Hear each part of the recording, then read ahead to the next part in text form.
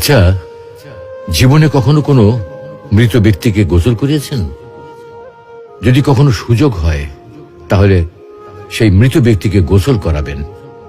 তখন খুব কাছ থেকে দেখবেন মৃত মানুষের দেহটা কতটা অসহায় লাগে, মৃত্যুর পরে মানুষের দেহ কতটা ভয়ের কারণ হয়ে দাঁড়ায়।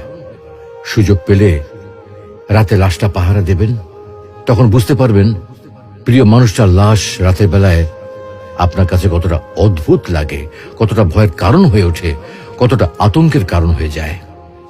সুযোগ পেলে মৃত ব্যক্তির শরীরে একটু হাত লাগিয়ে কিছুক্ষণ তার স্পর্শ নেবেন।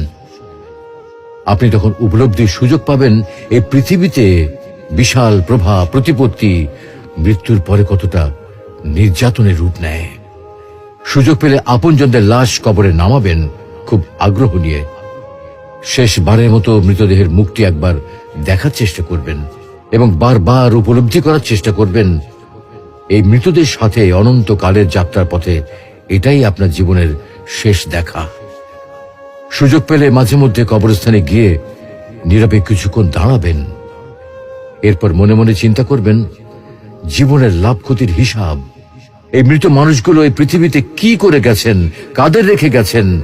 যাদের রেখে গেছেন তারা কি কখনো এই মৃত মানুষগুলোকে স্মরণ করার জন্য কবরস্থানের আশেপাশে একটি বারের জনকে দেখতে আসে? আমাদের জীবনটা বড় অদ্ভুত, বৈচিত্র্যময়। আমরা এর জন্যে, ওর জন্যে, ধন সম্পদের জন্যে, ঐশ্বর্যের জন্যে, বাড়ি গাড়ি টাকা পয়সার জন্যে কত না মায়া দেখাই, আগ্রহ দেখাই, আরো চাই আরো চাই আমাদের।